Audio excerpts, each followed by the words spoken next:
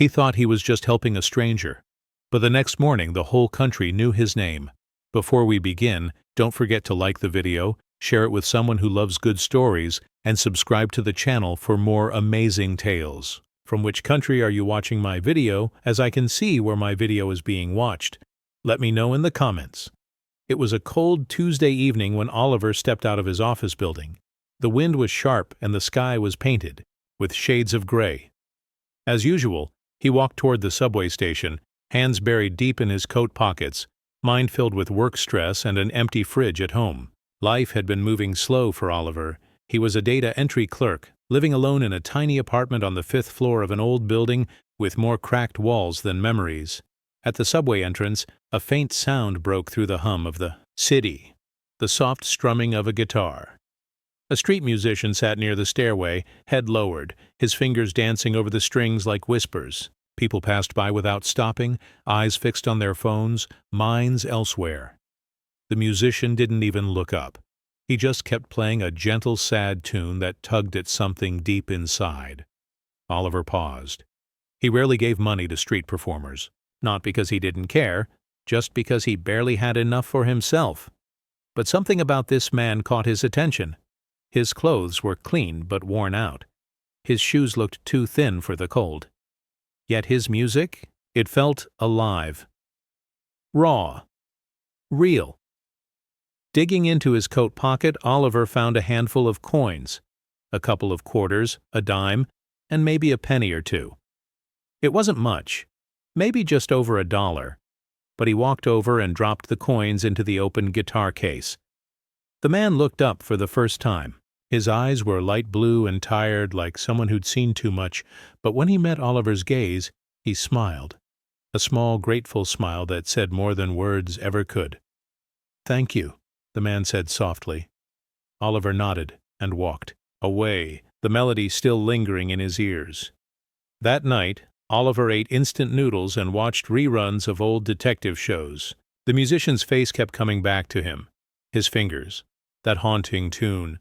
For some reason, it stayed with him like a half-remembered dream. The next morning, Oliver woke up to the sound of his phone buzzing non-stop. Messages, missed calls, social media notifications from friends he hadn't talked to in months. Confused, he unlocked his phone and saw a video clip being shared everywhere. It was the musician, but not just a street video. He was on national TV.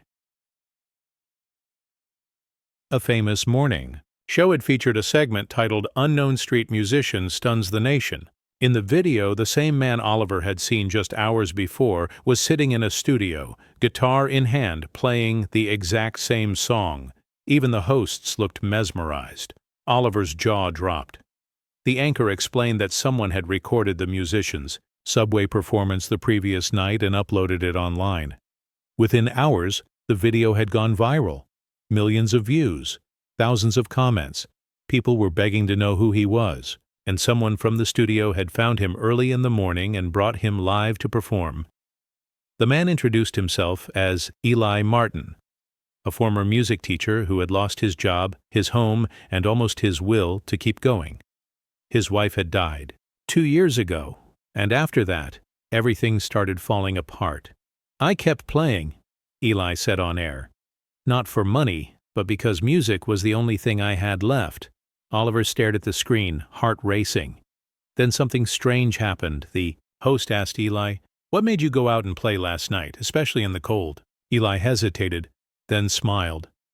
"Honestly, I wasn't going to. I was feeling hopeless. But then something small happened. A man. He dropped some coins into my guitar case. Not much, but the way he looked at me, it was like he saw me.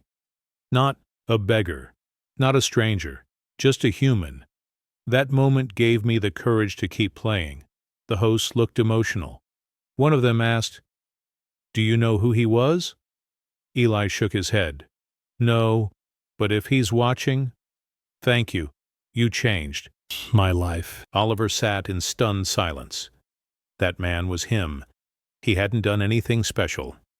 Just dropped a few coins and made eye contact, and now this simple act had rippled across the country.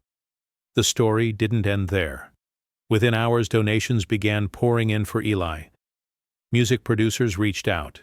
A famous artist tweeted saying she wanted to collaborate with him. He was given a temporary home, new clothes, and an offer to record an album. Oliver felt proud, but also strange. He didn't tell anyone it was him. Not his friends, not his co-workers. Something inside told him that this wasn't his story to own. But fate had other plans. That evening, as he walked home again, a reporter stopped him near the same subway entrance. She was interviewing people about Eli's sudden fame. Oliver tried to walk past, but she asked, "Were you here last night when the musician played?" He paused, then nodded slowly.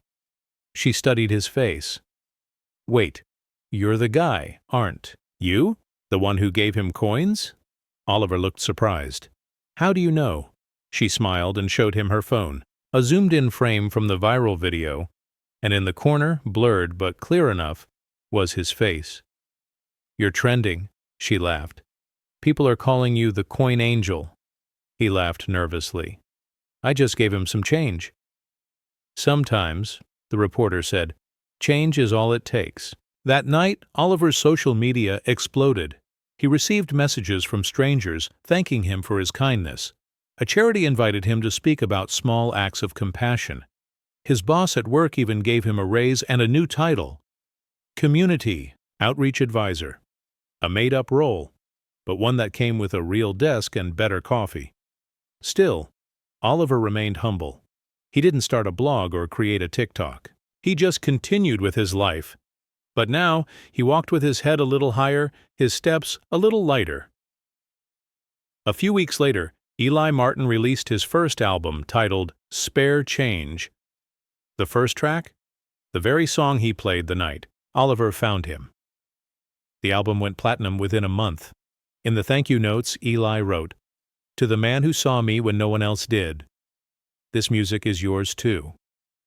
Oliver received a personal invitation to Eli's first concert. He sat in the front row, tears in his eyes, as thousands of people clapped and cheered for a man who once played in the cold, hoping someone would listen. He didn't need fame or credit. He had something better now.